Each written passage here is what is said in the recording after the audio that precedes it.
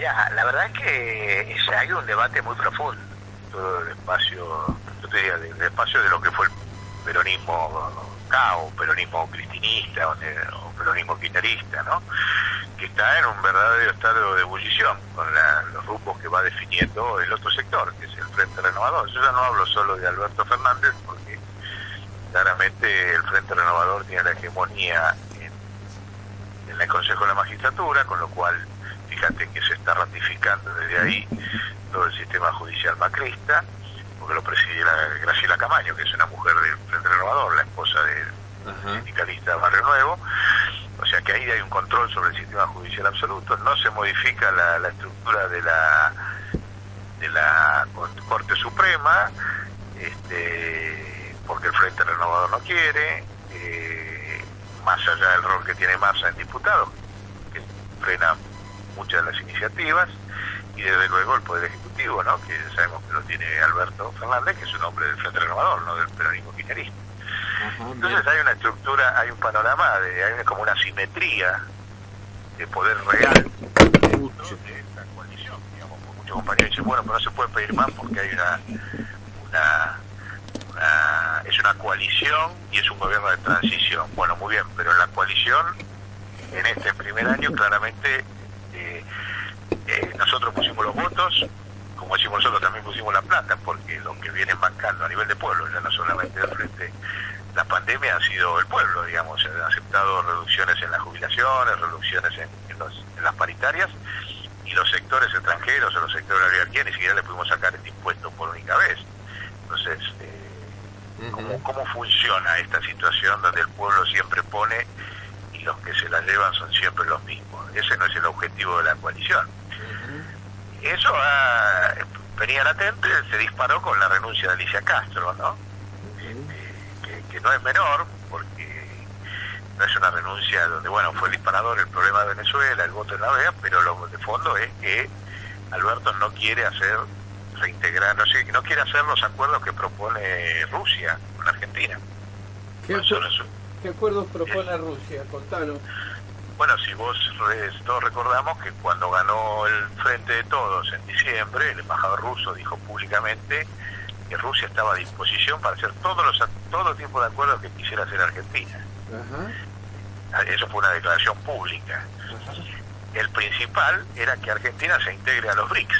Los BRICS por ahí está olvidado, que era el instrumento que crearon en el 2006 Rusia, China, India, Sudáfrica y Brasil. Y Argentina estaba atrás vía el Mercosur. Es un instrumento financiero muy potente que hoy tiene ya casi 500.000 millones de dólares de capital para financiar en el mundo y que es autónomo del Fondo Monetario. Ahí está el grande. Desde luego Macri congeló, ahora Bolsonaro congeló la vinculación de América Latina con eso, pero la expectativa de Alicia Castro era que Argentina se reintegre, y creo que atrás de eso tenía el mandato de Cristina, digamos, en ese sentido. Pero cuando ya el Frente Renovador define que no quiere profundizar ese vínculo y quiere depender estrictamente de la relación con el Fondo Monetario, esa es la tensión que nos parece que se desencadenó atrás de la renuncia, que no fue personal, sino que fue acordada con las autoridades, digamos, de lo que sería Unidad Ciudadana, y bueno, y eso disparó un debate, porque es una definición muy grande que se va potenciando, ¿no? Porque, ya te digo, hay un debate, por lo menos acá, en Capital Federal y Gran Buenos Aires, no sé cómo será en el interior, un debate muy intenso sobre la calidad de la coalición y hacia dónde se orienta, digamos, ¿no? Si va a ser una coalición que va a manejar el Frente Renovador y dentro de 3 años vamos a tener que estar votando a Massa, esto va a crujir, no va a funcionar, o sea, no va a haber otra oportunidad como la que hubo para nosotros en el año pasado, donde Cristina dijo, bueno, para ganar votamos a Alberto. No creo que el pueblo peronista y el pueblo en general, no solamente el peronista, tenga la misma disciplina de ir atrás de Massa en el 2023.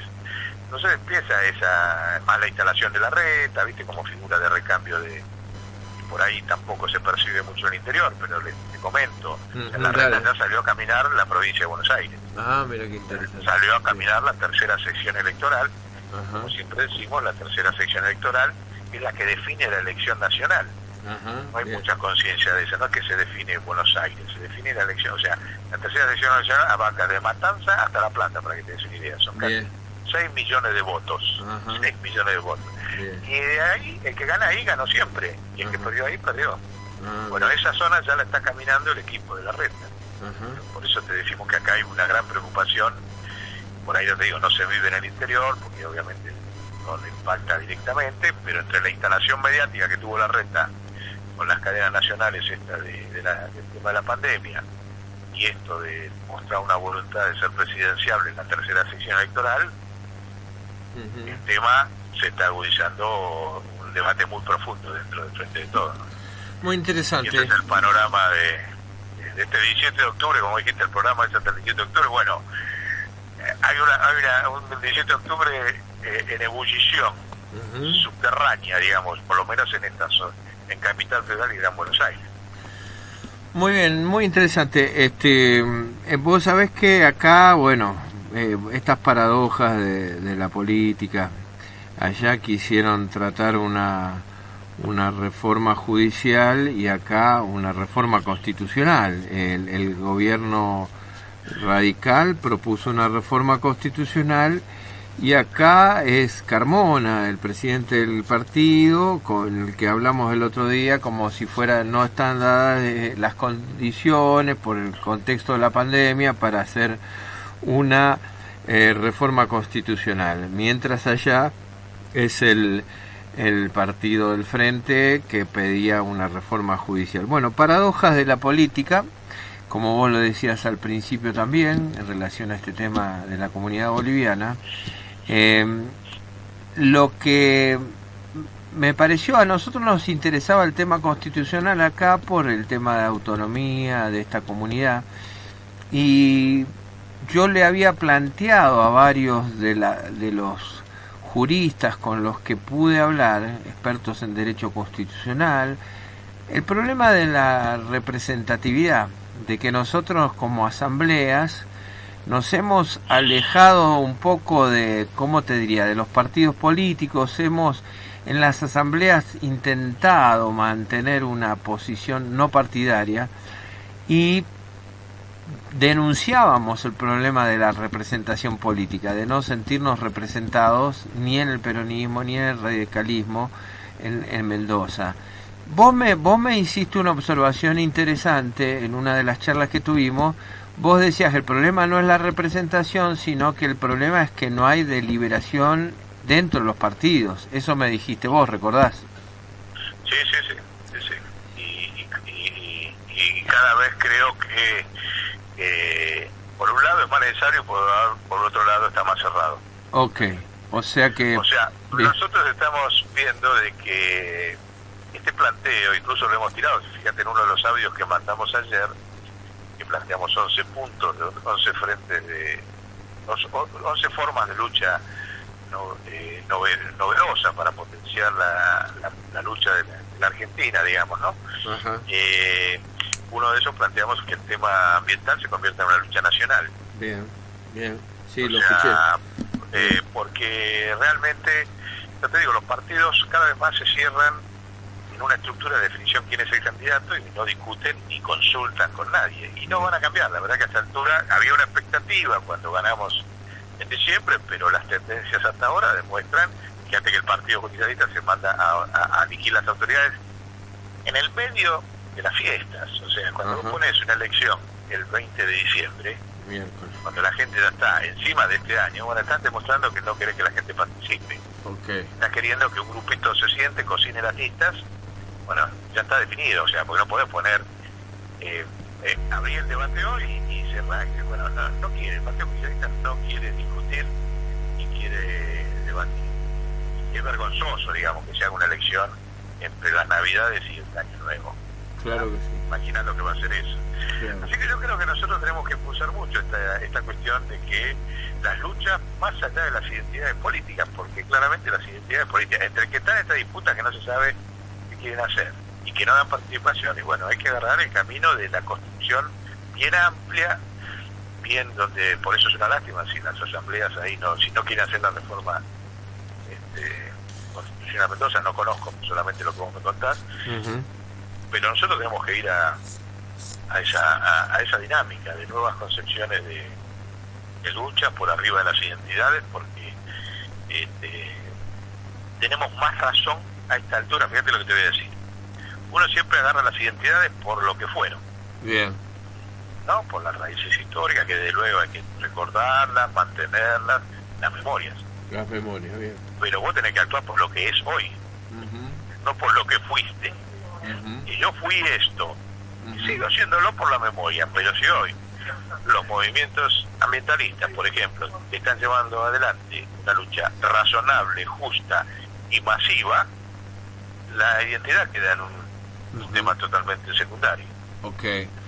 Esa es me parece que es el salto que los argentinos estamos dando, donde nos estamos uniendo. Acordate, cuando empezó la pandemia vamos a participar, la verdad, la marcha en agua. Claro. Iba a ser en todo el país, y acá había un clima bárbaro, iba a ser una marcha, me acuerdo, el 22 de marzo. Cuando empezó la pandemia, se suspendió eso hubiera sido un hito histórico, y ahí estaban todos los sectores por arriba de las identidades. Bien, entonces bien. me parece que ese camino estamos transitando, ¿no? Sobre todo las nuevas generaciones. Por ahí tienen menos lazos afectivos con las identidades y las historias porque no lo vivieron, y los más viejitos como nosotros, si nos quedamos aferrados a aquello, muy bien, ¿viste? Claro. Sí, es una charla de café nostálgica, la hacemos, pero si queremos incidir hay que ir por donde van las nuevas generaciones, y las nuevas generaciones van por otro lado. Bien, bien. Eso es lo que vemos, ¿no? Bueno, me parece interesante la apertura tuya, creatividad, incluso que te escuchamos en los audios, en las conversaciones, siempre de un punto de vista creativo. Hablabas ahí... Hay que leer la última crítica del Papa. Bien. ¿Cómo se llama? La sacó el 3 de octubre, la sacó en italiano, esta no en latín, como la Laudato Si, está en italiano. Fratelli tutti, o sea, Fratelli tutti. Todos, hermanos todos, que te la envío si no la tenés. Por favor, pero en castellano no, o te... No, está en castellano, no. Le puso ese nombre porque fue el término que utilizó San Francisco de Asís, y él lo toma de ahí, ¿no? La verdad es que es una maravilla sociológica y existencial. No le habla a los cristianos, le habla al mundo. Cuando dice hermanos todos, se refiere a la humanidad. Y cuando vos lo lees y cuando das un papa que dice, escúchenme, la gente que no tiene fe cumple más lo que dijo Cristo que la gente que tiene fe. Bien. Lo escribe un papa en una encíclica. Bien. O sea, ataca la hipocresía de los sectores de poder. Así que me parece que es otro instrumento interesantísimo para que justamente esto que decimos, en la amplitud, ahí hay una herramienta muy poderosa para que el pueblo ampliamente lo tome como propio, más allá de los puntos en que hay coincidencia y divergencia. Es un material que tenemos que leer. Es muy superior en cuanto a que la sociedad lo entienda de lo que dijo en la Laudato Si. Qué interesante, y por supuesto que me encantaría que me lo envíes. Si no, buenísimo. No, lo escuchamos aquí en la radio, lo pusimos el día que habló ante la ONU, hablando también de Bretton Woods, del tema financiero, un tema que vos seguís con el Observatorio de la Riqueza y que nosotros acompañamos mucho de los planteos del observatorio desde acá de la radio, que venimos siguiendo el tema financiero. Vos sabés que el otro día Guillermo hablaba con un médico emergentólogo de San Rafael, y terminamos hablando, aparte de salud, los laboratorios, las corporaciones, terminamos hablando también del tema financiero, de la deuda. Y él me decía, claro, pero no es solo la deuda, me decía este doctor, es que ellos, las corporaciones, manejan los remedios, manejan las computadoras, manejan, bueno, casi todo. Claro, entonces como relativizando que pudiéramos solamente cuestionar la deuda porque manejan todo.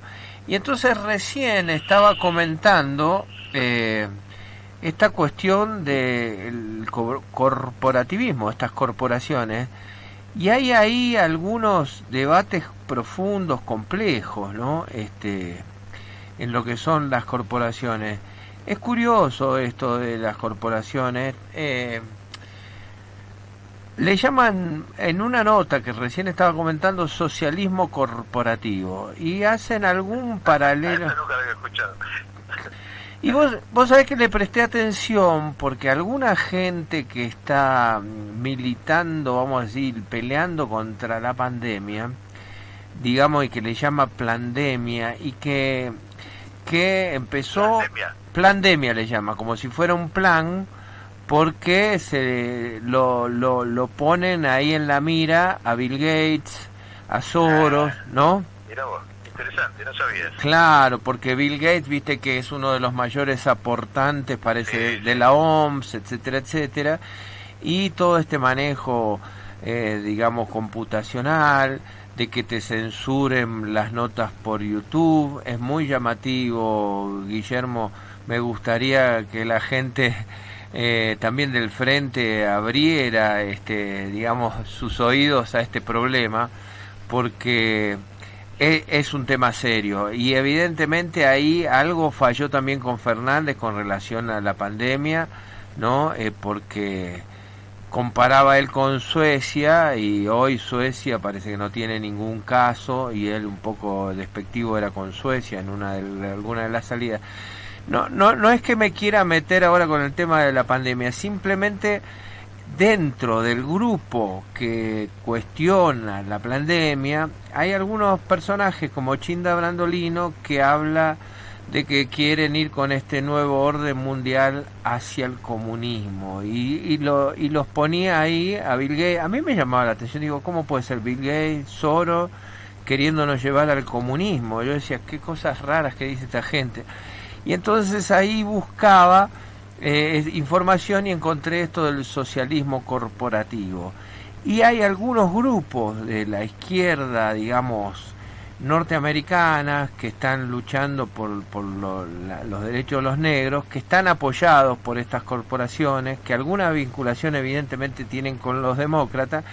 Y el periodista de esta nota, que se llama Socialismo Corporativo, se pregunta cómo pueden estos grupos que se llaman incluso socialistas aceptar estos fondos de estos grandes capitales. Y entonces ahí, para redondearte y ser breve, habla de estas corporaciones que están apoyadas por los gobiernos y que no quieren tampoco libre competencia, y que están destruyendo a las pequeñas empresas. Y ahí da datos fuertes de cómo esta situación de pandemia ha destruido a la pequeña empresa en Estados Unidos, y eso podríamos hacer un paralelo acá también, Guillermo. Y entonces quisiera ir a este tema de tu defensa, lo digo así, vos corregime si está mal, del kirchnerismo de Cristina. Ella le llamaba modelo de acumulación.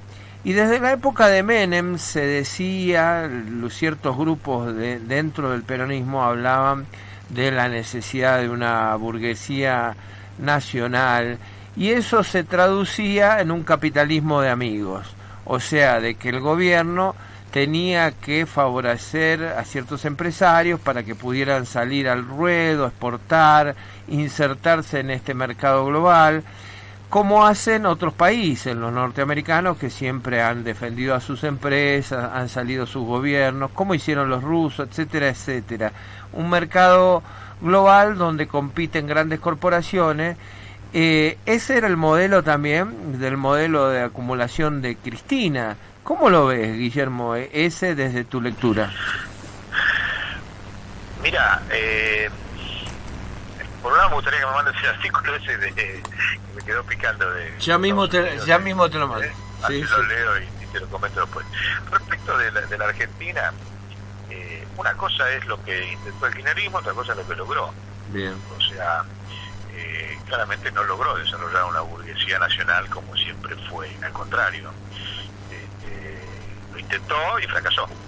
Ajá. Está clarito, no hace falta, no es un problema de ser antikirchnerista, sino que fue un proyecto fallido del kirchnerismo, porque claramente el sector productivo de la Argentina siguió, como vos bien decís, cada vez más desnacionalizándose y pasando a manos de corporaciones internacionales. la burguesía nacional, hoy lo que se dice de pymes y demás, es una consigna, pero no es una realidad de peso económico, digamos, en absoluto. O sea, el kirchnerismo fracasó en ese intento y desde luego después el macrismo lo terminó, si quedaba algún vestigio, lo terminó de demoler.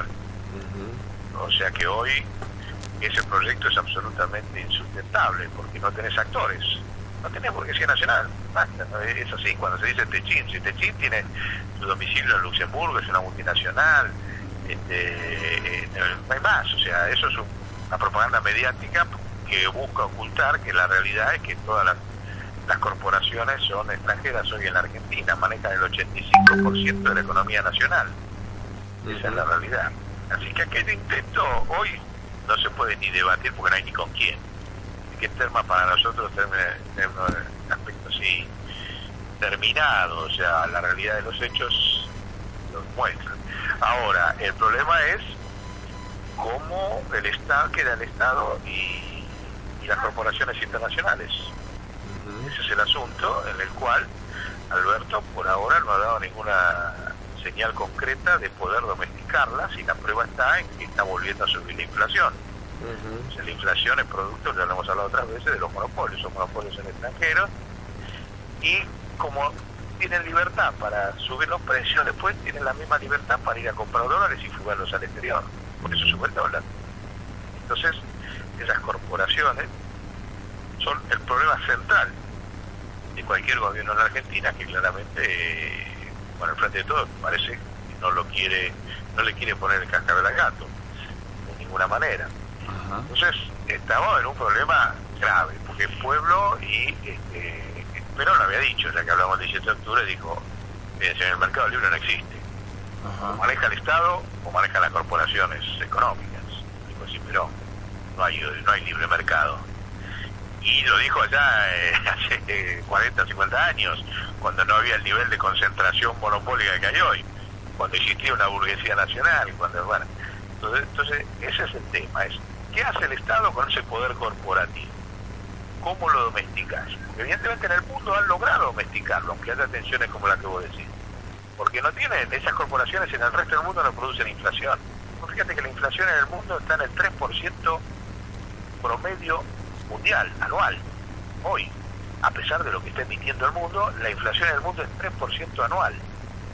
Y nosotros estamos con el 40%. ¿Por qué tenemos 12 veces, 13 veces más inflación que el mundo? ¿Es un problema genético? ¿De Boca River? ¿Qué es? Es que el Estado no le pone las condiciones a las corporaciones, no está preparado, no tiene la logística, no tiene la voluntad política, no tiene los cuadros para hacerlo.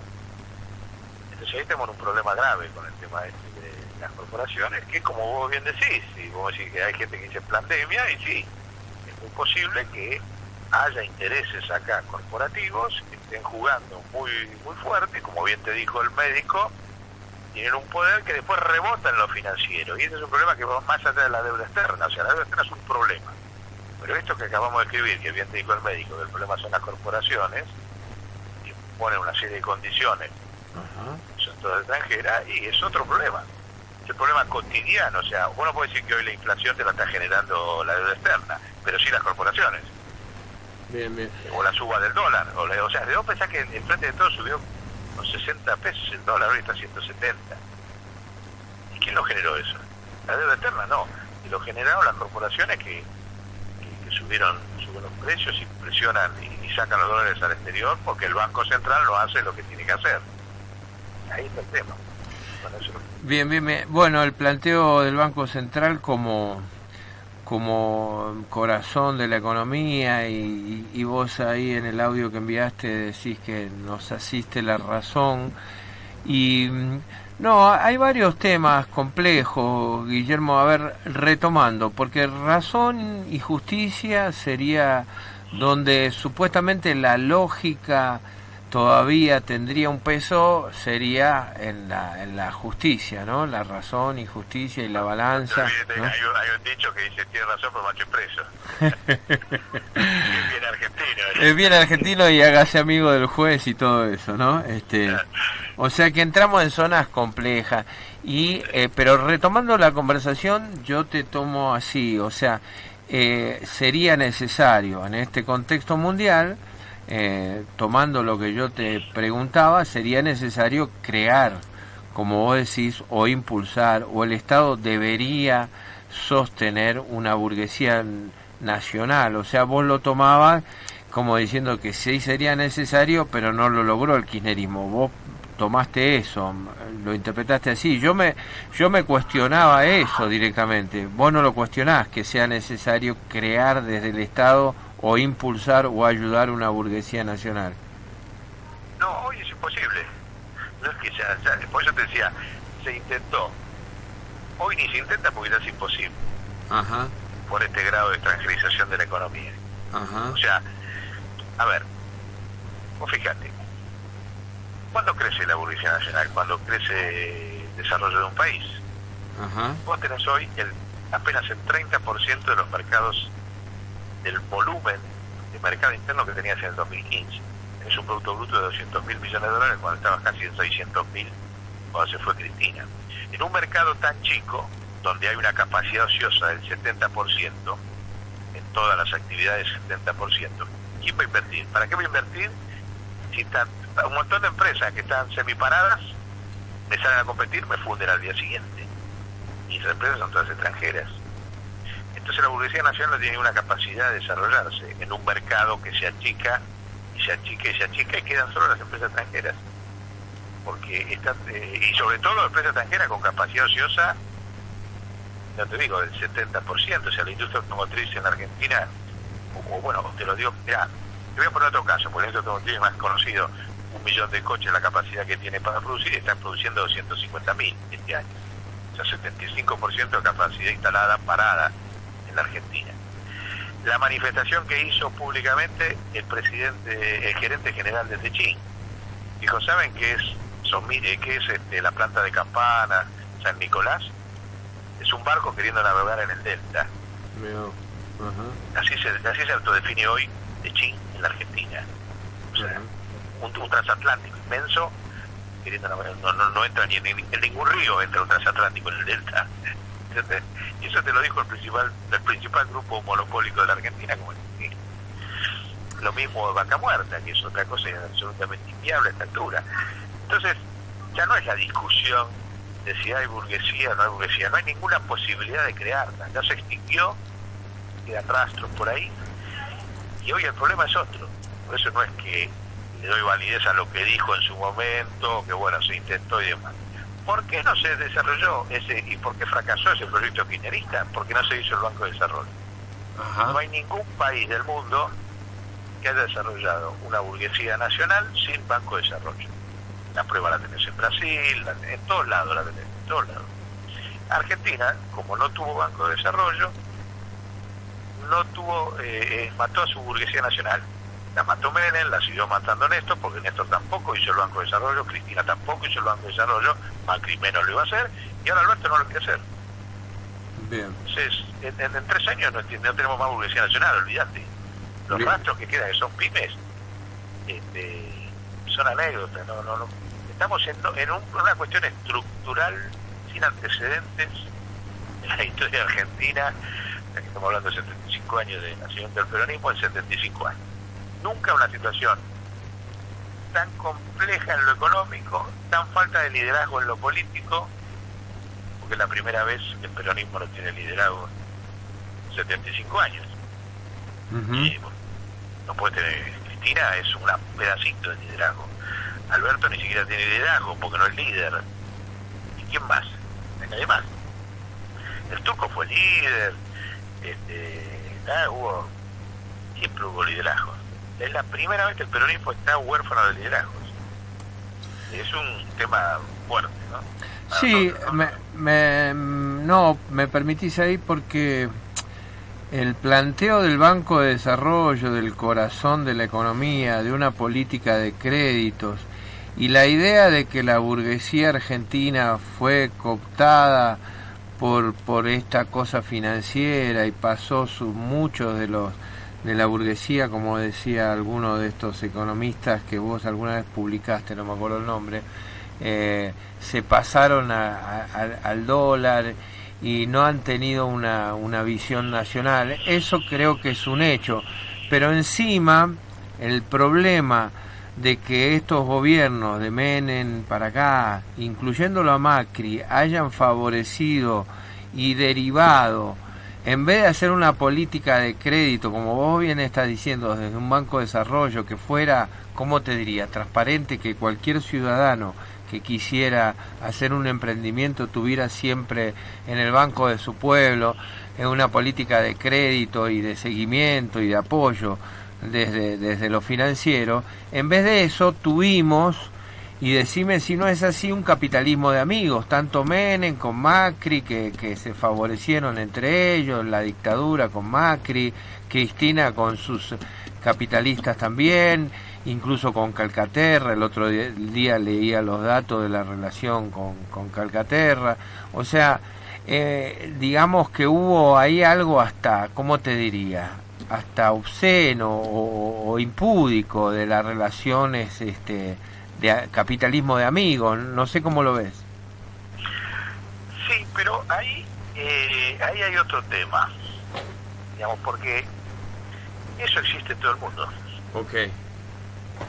Putin no tiene su capitalismo de amigos. Seguro, no me cabe duda. China no tiene su capitalismo de amigos. Debe tenerlo. Es su mafia.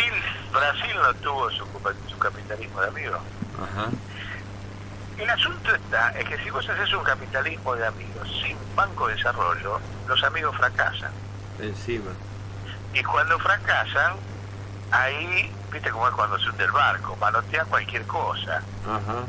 Porque me tengo que tirar al agua y ahí empiezan los problemas de corrupción. No quiere decir que no vayan en otros lados, porque en ningún lado hay pureza. Pero un capitalismo de amigos sin banco de desarrollo es sinónimo de corrupción. Porque el empresario que es amigo empieza con el apoyo del gobierno de turno y en la mitad se planta. Bien. ¿Por qué? Porque no hay una institucionalidad financiera dentro del país que le acompañe, aunque el tipo sea sano, la institucionalidad le pasa por arriba. No voy a poner nombre, pero puedo ponerte un montón de ejemplos de intentos de capitalismo de amigos fracasados porque no hay institucionalidad financiera en la Argentina. Y no lo voy a defender porque lo primero es algo de defender a Macri, pero acuérdate lo que fue el famoso PPP. ¿Te acuerdas lo que fue el PPP? No, contacto. Programa participado de obras públicas. Ajá, bien. O sea, ellos iban a reactivar toda la economía. Sí, me acuerdo. Y sacaron una ley especial que votó el Frente Renovador. El único que no la votó fue Unidad Ciudadana. Se lo votó Massa, Alberto, a cuatro manos. Que era todo un diseño financiero para los amigos de las empresas que traía Macri, que con eso se iban a hacer todas las obras públicas de todo el país, acuérdate, autopista, Belgrano Carga, eso era un montón de cosas. No se hizo una. Ajá. Ni una se hizo. ¿Por qué? Porque los golpes financieros que recibió por su nivel de endeudamiento y razones geopolíticas Macri, porque la Argentina no tiene ningún dique de freno a los golpes financieros internacionales o del dólar, los hizo fracasar. Y no se hizo una obra del PPP para la cual se sacó una ley nacional. Una ley nacional con el apoyo de todo el mundo que iba a ser el Plan Marshall argentino. Está olvidado ya, porque viste que acá todo es fugaz.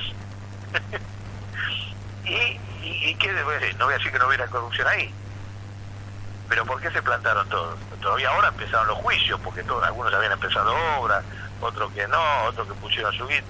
Sí, el problema, ya te digo, si nosotros discutimos solo que el problema del capitalismo amigo es un problema de la corrupción de un grupo de turno con el gobierno de turno, no vemos la totalidad del asunto. Ya te digo, no, perfecto. En los otros lugares del mundo ha funcionado perfecto el capitalismo amigo, porque atrás tuvo, por ejemplo, el Banco de Naciones. ¿Por qué Brasil estaba atrás nuestro en el año 75? Y hoy es por lo menos hasta Bolsonaro fue una potencia industrial que nos sacó 1000 cuerpos. Porque tenía un banco de desarrollo que nunca fue cuestionado, y cuando hubo algún caso de corrupción, en lugar de cerrarlo, rajaron, metieron preso al presidente y siguieron adelante. Pero y está financiado por el pueblo, porque bien, está financiado por un descuento del 3% sobre todos los salarios de trabajadores. Sí, lo has comentado. Y nosotros, ¿qué tenemos?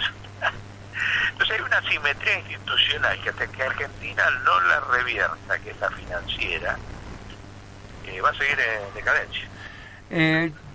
Permitime, ahí yo coincido, y el otro, y está bien lo que nombrás del BRICS también, que está por fuera del FMI. Me pareció interesante lo que nombraste al inicio de la charla de los rusos, y lamentablemente, por lo menos desde mi punto de vista, este proyecto, que se perdió una oportunidad cuando fue lo del UNASUR, y que vino Chávez y que se firmó.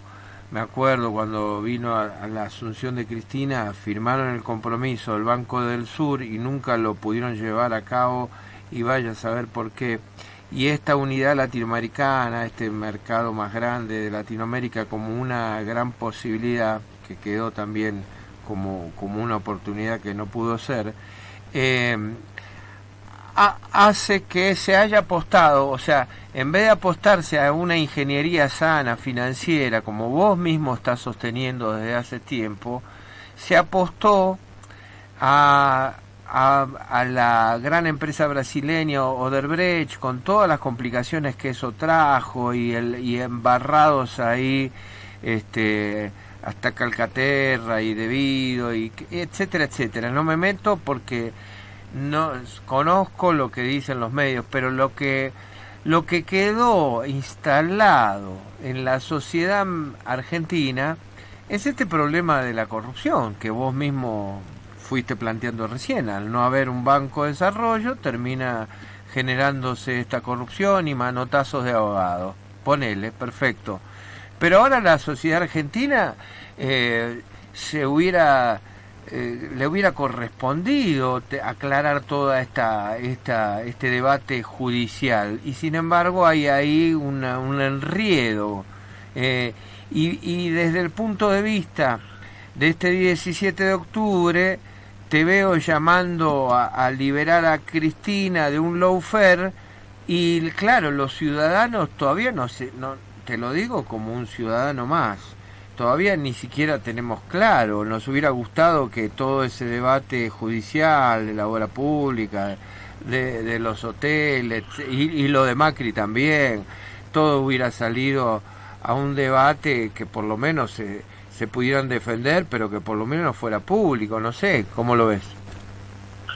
Sí, mira, claramente la sociedad. A ver, nosotros tenemos un bombardeo mediático diario por segundo, podría ser, ¿no? Donde vuelve a machacar sobre el tema de Cristina y silencia el tema Macri. Uh-huh. ¿No? Porque acá el problema es que evidentemente no se quiere enjuiciar lo que hizo Macri, no tiene un juicio por lo hecho, ninguno, nadie tiene un juicio por ni los funcionarios que endeudaban al país. Y de eso no se habla. ¿Por qué? Porque los medios, como son todos cómplices del macrismo, han hecho un silencio y vuelven otra vez al asunto de la supuesta corrupción de Cristina, cuando si hubiera alguna prueba a esta altura del partido, estaría en todos los canales de televisión. No le han encontrado un peso de ilegal. El problema es que la sociedad sigue bombardeada con que Cristina chorra. Ahora, le han dado vuelta a todo, y no han encontrado una prueba de nada, si no estaría en los medios. Sin embargo, la corrupción sistémica, que es la del sistema financiero, de eso no se habla.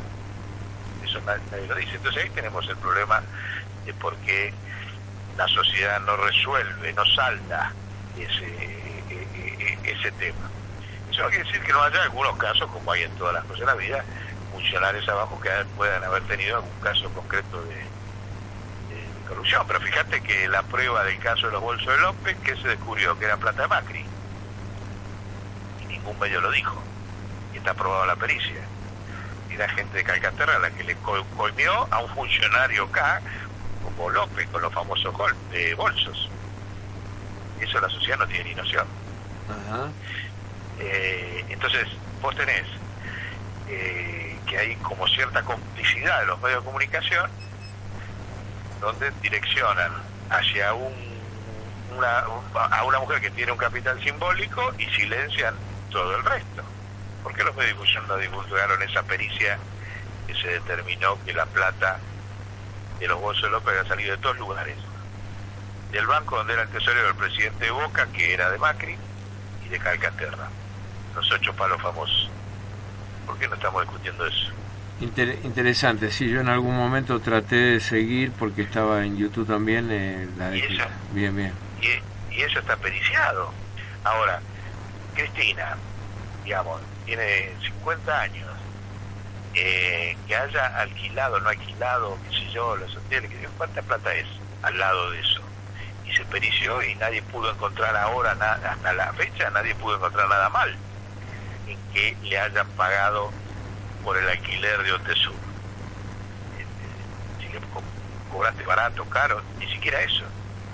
Entonces fíjate que las pericias que no han demostrado nada siguen en los medios de comunicación, y las pericias que demostraron salen de los medios de comunicación. Entonces el problema es que tenemos un bombardeo mediático, porque tenés un complejo comunicacional, Clarín, La Nación, que son todos cómplices de Macri. Entonces, dale con todo eso. Bueno, y ahí Guillermo, porque evidentemente esa batalla judicial mediática que vos denunciás como lawfare y todo eso, y no solo vos, sino mucha gente, yo leo, por ejemplo, tratando de aclarar la trama compleja de estas cuestiones, incluso judiciales. El otro día había una nota muy interesante, El oscuro objeto de deseo, de Berbisky.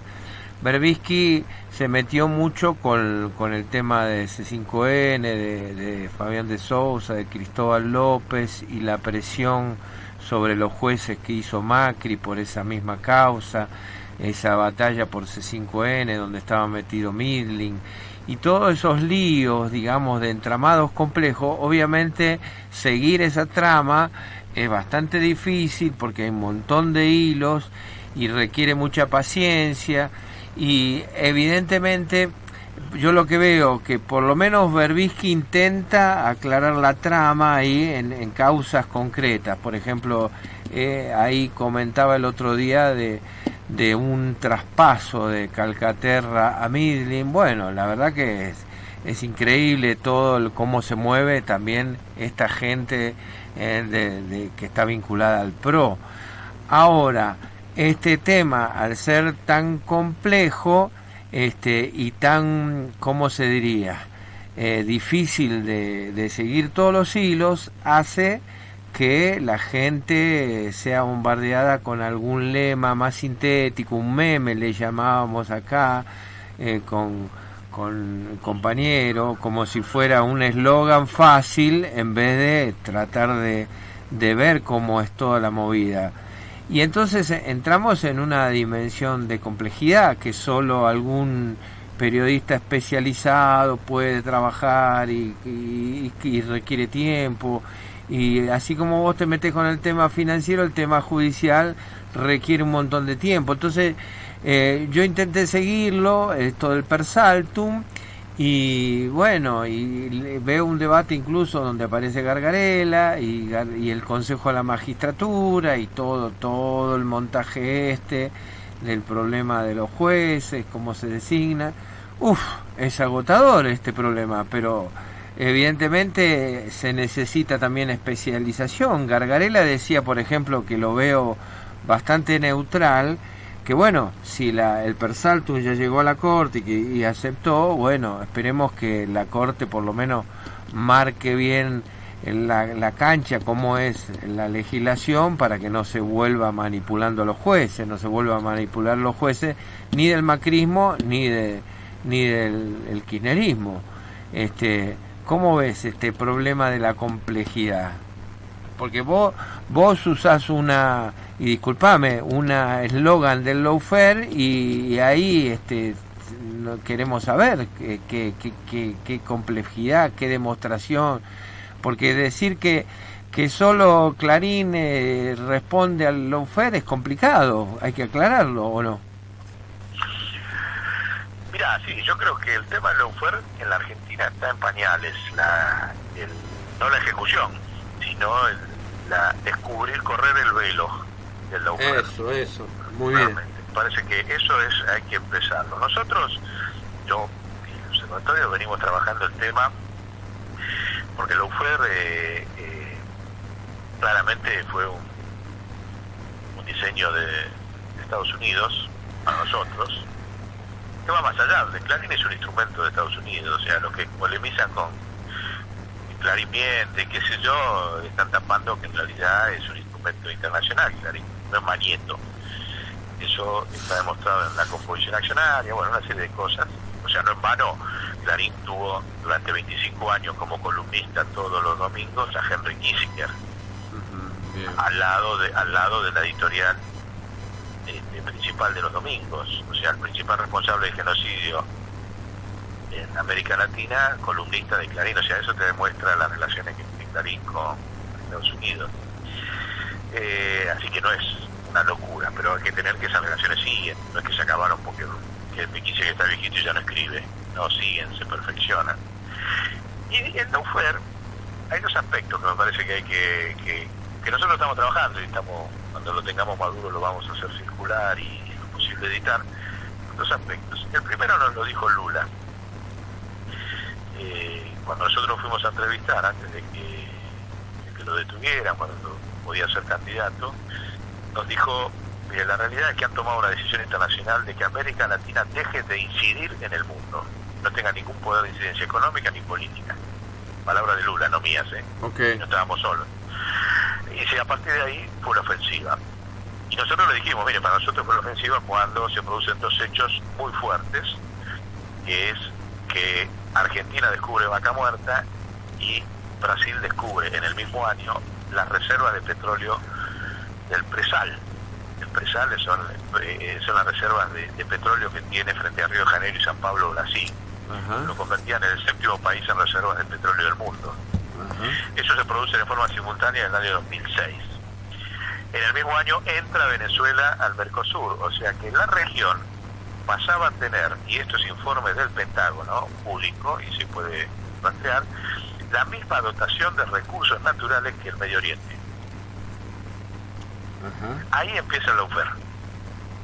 Eso se produce en el 2006, cuando se producen estas cuestiones simultáneas, e inmediatamente se firma el ingreso de Brasil a los BRICS. Aquí estamos el mismo año, el 2007. Cuando se junta esta dotación de recursos que nunca tuvo América Latina en conjunto, y ya te estoy diciendo, todavía estaba Chávez, estaba Lula, estaba Néstor, estaba Cristina, con posibilidad de recambios así sucesivos en la Argentina, y encima metés la pata financiera de China y de Rusia dentro de América Latina, ahí empieza el lawfare. Ese es el origen del lawfare. Esa es la verdad de los hechos, más allá de que el lawfare aprovecha las debilidades que pueda tener, que las conocen todas, cada funcionario político y demás. Pero la decisión de usarla o callarla, las debilidades políticas de cada uno, obedece a ese tema estructural que arranca en el año 2006-2007, cosa que coincidió Lula, y lo dijo sí, a partir de ahí dijeron, sí, y a nosotros lo primero que hizo Bolsonaro fue destruirnos todos los astilleros. Nos bajaron el 70% la dotación de personal de los astilleros, que era la clave, porque son las plataformas submarinas para desarrollar el petróleo que tienen hecho por Lula. Pero espera, ahí, por eso termino rapidito. Dale. A partir de esto, lo primero que se hace en una guerra es romper la confianza del pueblo en sus dirigentes. Bien. Y eso fue la consigna: son todos chorros, se robaron todo, la corrupción tiene ese único objetivo, que vos no confíes ni en Lula, ni en Cristina, ni en Chávez, ni en ningún dirigente de estos que estaban en el auge en ese momento. Ahí empezó el lawfare. Está bien, está bueno el planteo, Guillermo, y interesante seguir esos hilos, y a mí la cabeza me hizo petrodólar, o sea, como si todavía fuera que las finanzas, la moneda y el dólar todavía estuviera atado al petróleo, porque era la apuesta del gobierno K, que en su último periodo tenía problemas con los dólares, apostar a vaca muerta, y lo que vos me contás iría por ese lado, y todas las finanzas estarían respaldadas todavía hoy en el petróleo, por el panorama que vos estás dando. Claro, pero si entraban los BRICS cambiaba esa ecuación, porque entonces ya no iban a ser los petrodólares, iban a ser los petroyuanes o los rublos dólares, tal cual. ¿Entendés? Sí, claro que lo entiendo. Sí, está el corazón de en la región, te digo, no solo en la Argentina, ¿no? Está muy bueno. Eso no significa disculpar al chorro ni al corrupto, ¿no? Está bueno. Está bueno, Guillermo, y ahí volvería en esta charla, que me resulta interesante, al Papa. Cuando lo escuchaba el otro día, él hablaba de no volver al nacionalismo, sino hablaba de, digamos, de una política mundial. Lo entiendo como Papa, y más siendo jesuita, con toda la trayectoria internacional de los jesuitas, se entiende más. Y de alguna forma hacía hincapié en el multilateralismo y en revisar el sistema financiero internacional. Ese sería el contexto hoy. O sea, evidentemente hay una tendencia hacia la globalización que parece imparable. Lo vemos a Moreno ahí debatir con Fernández y hablar de un nacionalismo inclusivo, y todavía de un mensaje posible del peronismo al mundo. ¿Cómo tomás todavía este resabio o posible todavía defensa de la patria? Bueno, casi nada como pregunta. Mira, con respecto a lo del Papa, yo creo que hay que tener presente que para mí el Papa hoy es más franciscano que jesuita. Ajá. Ahí te tiro un buen título bien provocador para que... Vos fíjate que Francisco... Ahí se te va la voz. ¿Me escuchás? Ahora sí. Que Francisco ha ido a firmar esta encíclica, que fíjate que toma como nombre lo que dijo Francisco, San Francisco, y fue a firmarla arriba de la tumba de San Francisco. Fue hasta Francisco, hasta Asís. Ajá. Quiso simbólicamente, no la firmó, viste, en el escritorio cómodo como firman todo, no. Okay. En plena pandemia fue y quiso que el mundo sepa que la firmaba arriba de la tumba de Francisco, porque los franciscanos son los únicos que le están siguiendo el tranco de pollo a Francisco. Esa es la verdad, en el mundo. El resto de las órdenes, ni los jesuitas, por más que tengan su origen jesuita, ni de luego los puderes, le siguen la línea que él está siguiendo. Ok, qué interesante. Eso es muy importante. Una interna de la iglesia. Terminamos con en vez del peronismo, la interna de la iglesia. Buenísimo. Sí, y lo vas a ver reflejado esto, si lo sabes leer, en la encíclica esta Fratelli Tutti. Okay. Ahí lo vas a ver. Cuando cuestiona más a los religiosos que a los ateos. Okay. ¿Quién está cuestionando ahí diplomáticamente? Bueno, eso es un aspecto. Francisco es cierto que plantea el multilateralismo, y interpela de que no hay que cerrarse. Por eso la encíclica es hermanos todos. Que eso es coherente con lo que dijo Perón del universalismo. Bien. O sea, ahí Moreno se va no a la banquina, se va al precipicio, lo que dice Moreno, porque Perón nunca planteó un nacionalismo y una cerrazón. Dijo, el mundo va inevitablemente al continentalismo y al universalismo. El Papa está diciendo, llegó la hora del universalismo y hay que replantear el funcionamiento de las instituciones acordados entre los pueblos de las Naciones Unidas. Se está diciendo que los pueblos tienen que hacer un nuevo pacto, porque el pacto que se hizo después de la guerra en los 70 no sirve más, no soluciona nada. Ese es el planteo que dice Francisco. Entonces, lo de Moreno es anacrónico, te digo honestamente, no se puede implementar, y no es lo que está diciendo el Papa. Ahora, el Papa, ¿qué está diciendo?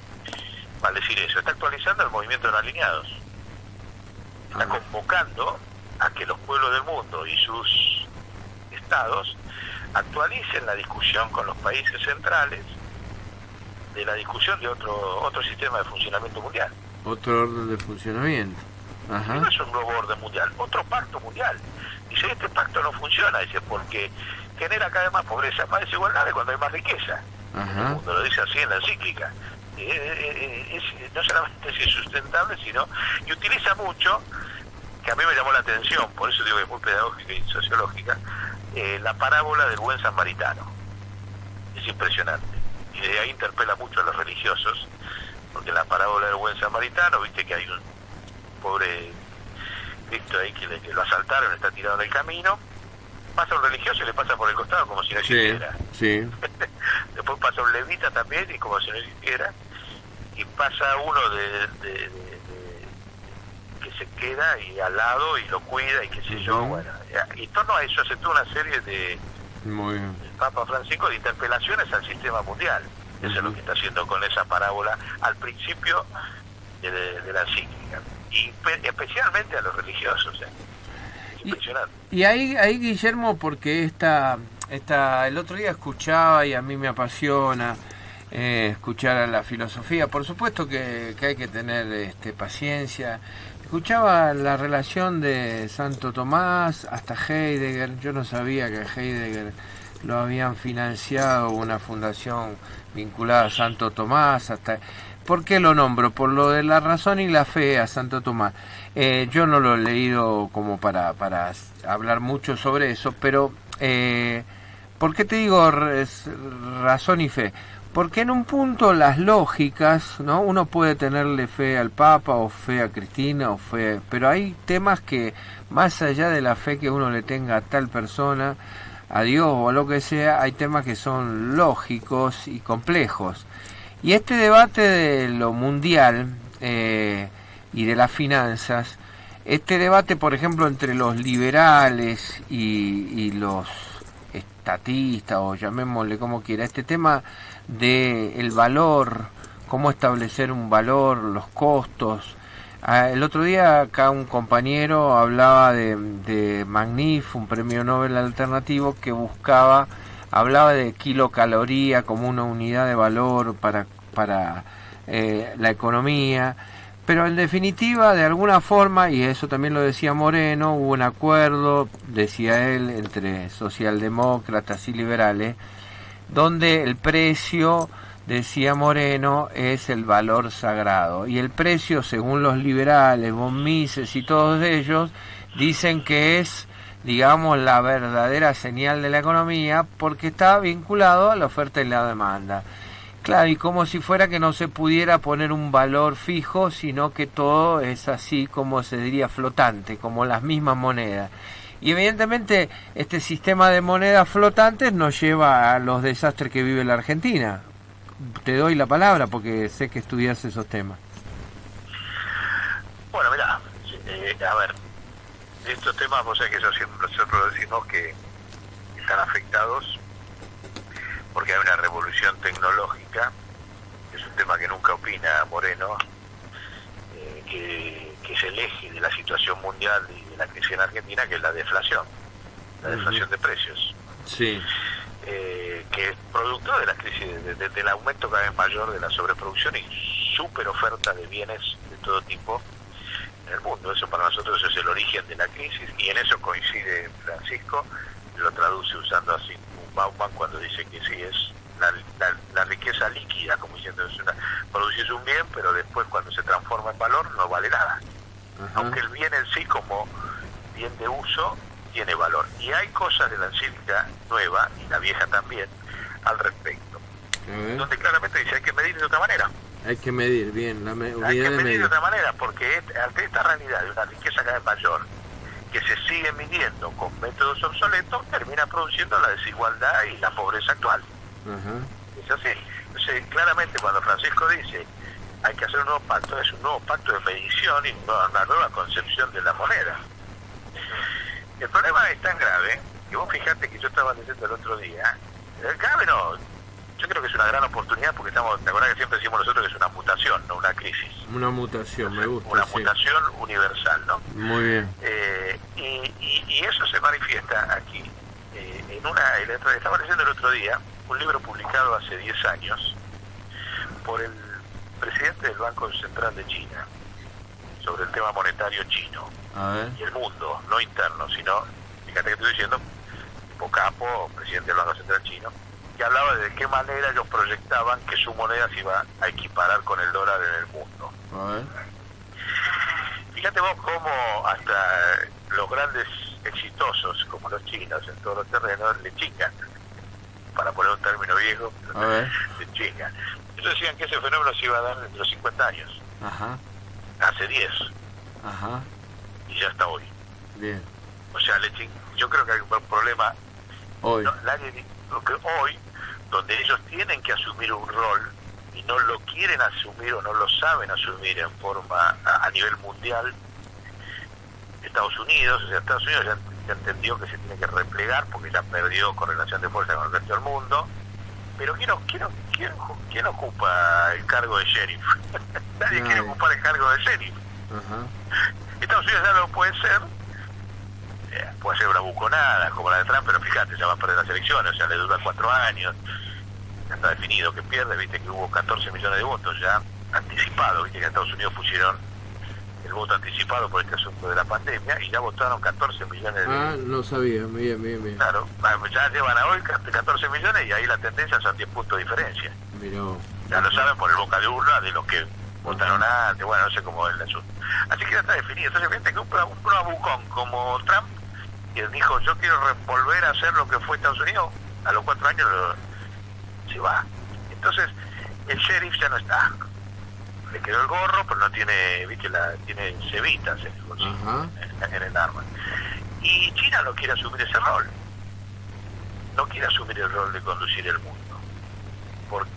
No importan las razones, pero claramente cuando vos ves el programa de ellos, que era al 2050, está hoy, al 2010. En cuanto a que hay ya una crisis de la moneda hegemónica, como ellos lo dicen, que era el dólar, y que ellos la iban a poder reemplazar en un equilibrio dentro de 50 años entre el euro, el dólar y ellos. Está escrito por el presidente del banco. Bueno, iba a pasar en el 2050, está acá, ya. Así que esa es la dimensión de la pregunta tuya. Vos me planteás cómo medir el tema monedas y demás y no lo tiene resuelto el mundo. No lo tiene resuelto el mundo. Me gustó esa respuesta porque creo que esa es la realidad. O sea, y ahí es donde Francisco dice, bueno, ¿cómo se resuelve? Con multilateralismo, haciendo algún tipo nuevo de acuerdo entre las monedas del mundo y los pueblos del mundo, porque no vas a tener un nuevo sheriff. Claro, o sea, se tiene que resolver en principio por consenso, pero también tendría que aparecer una lógica que haga que converja el consenso, la lógica más apropiada, por lo menos la que alcancemos a diseñar. Por ejemplo, el otro día me hablaban también de una unidad de fomento, y yo recuerdo hasta el mismo Cavallo, ¿te acordás que él hablaba de una canasta de moneda en su momento, cuando estaba la convertibilidad? Y me acuerdo de otro personaje, que era candidato demócrata norteamericano, el LaRouche, que insistía que con un nuevo Bretton Woods, con un acuerdo de unidades fijas de intercambio entre los países. Para eso tendría que haber una unidad de medida fija, pero evidentemente eso va contra esta idea de los precios como la medida libre contra el liberalismo. O sea, el liberalismo y la libertad parece que quieren dejar libre la especulación, o sea que entre la relación humana entre uno y otro puedan especular a ver qué acuerdos llegan y que no esté un Estado diciendo cuál es la unidad de medida. Eso complica un poco el panorama. Sí, pero esa dinámica es en retroceso. O sea, están agarrándose a algo que no tiene proyección, no tiene futuro. No tiene futuro. Están sustentando lo que hicieron siempre. A ver, cuando la libra esterlina era igual al oro, ¿sabes quién lo definió? ¿Quién? Lo definió que era un equilibrio con el oro, que duró 100 años, porque le convino al imperio británico, con eso se expandió al mundo. El muchacho de la ley de gravedad. ¿El Galileo? ¿O el...? No, es el Kepler, Newton. Newton era consagrado por toda la academia, claro, de la reina de Inglaterra, un prócer de la ciencia inglesa. Claro. Y el tipo un día dijo, Dijo, la libra esterlina es igual a tantas onzas de oro. Ah, y puso... No se discute porque lo dijo un prócer. Ah, él puso el patrón. El patrón monetario. Atrás vinieron los fierros de los ingleses, los fierros pesados, el poder militar imponer ese patrón en el mundo, y con eso gobernaron el mundo durante 100 años. Bien, bien. Ahora, ¿qué ciencia había? ¿Qué lógica había? ¿La razón o la fuerza? Bien, bien. Exacto, y yo tengo la autoridad moral, que me la da la reina, me la da la Academia de Ciencias, le conviene al imperio que la relación entre el oro y la libra sea tal, fuera tal, y duró 100 años, hasta que aparecieron los yanquis, y bueno, ahora es mía. Cuando le ganan la Segunda Guerra, dijeron, bueno, es lo mismo, pero ahora para el dólar. Y duró 20 años, hasta que, ¿sabés quién lo rompió? De Gaulle. Ajá. De Gaulle dijo, no, eso es mentira, a mí me dejan tranquilo, yo hago con el franco francés lo que quiero, y se pudrió en el 67. Bien, bien. Entonces, cuando uno ve la historia monetaria de los imperios, se da cuenta que son ficciones que después se imponen por la violencia. Claro, la el problema es que cada vez duran menos. Bien, interesante. ¿Entendés? Y el problema es que China no quiere ese camino de imponer por la violencia una relación de valor y de precio del yuan. Bien. En eso estamos. Consenso. O sea, es un momento de mucha fertilidad. Está bien. Por eso soy optimista, ¿entendés? A pesar del quilombo. Muy bien. Vos sabés que de México hoy me llegaba este mensaje de un amigo, Pablo, en tiempos de una cuarta transformación, viste que así le llaman en México, se dice, esto se está diciendo a nivel gubernamental, nada por la fuerza, todo por la razón. No será la razón de la fuerza, sino la fuerza de la razón. Ojalá que el consenso, si no las razones no se imponen por su propio peso, que sea el consenso el que reine. Y te digo, volviendo al principio de la charla, cuando vos me preguntabas sobre la legitimidad de los partidos, esta crisis se ha devorado los partidos en todo el mundo, no solo acá en la Argentina. Bien. ¿Y qué lo está reemplazando? Lo está reemplazando la dinámica de la sociedad esta que decimos, con autonomía. ¿Vos sabés lo que tiene el movimiento ambientalista para aportar? Por ejemplo, vos me hablaste recién de MacNef. Sí. Es excelente. Y todo lo que tiene el movimiento ambientalista para aportar como nuevas formas de medida de moneda, esto es lo que tiene. Y yo realmente creo que va a salir de ahí, no va a salir de otro lado. Ajá. En el mundo. O sea, creo que los movimientos ambientalistas en el mundo, con su criterio de protección, van naturalmente, lo hemos hablado muchas veces, acordate, cuando a generar ese consenso mundial sobre nuevas unidades de medición. Me haces acordar en la audiencia pública que tuvimos acá por la mega minera, donde la querían imponer a la mega minera y estaban todos los peronistas atrás queriendo poner un proyecto mega minero acá. Yo les hablaba en la audiencia pública de la tercera posición y decíamos, bueno, para mediar, y bueno, que pusiéramos, ya que el agua vale más que el oro, que pusiéramos la unidad de medida del agua, ya que el agua acá es muy escasa. Así que el patrón agua, ¿te imaginas si establecemos el patrón agua? ¿Por qué no? ¿Por qué no? Una necesitamos Newton nuestro. Una botella de agua mineral, un peso argentino. Sí, tengo que ir acá a una reunión. Bueno, un gusto, Guillermo. Te agradezco muchísimo la charla y saludos a todos los oyentes de la cordillera, como siempre. Un gusto como siempre y gracias a vos. Hasta la próxima. Un abrazo. Un abrazo.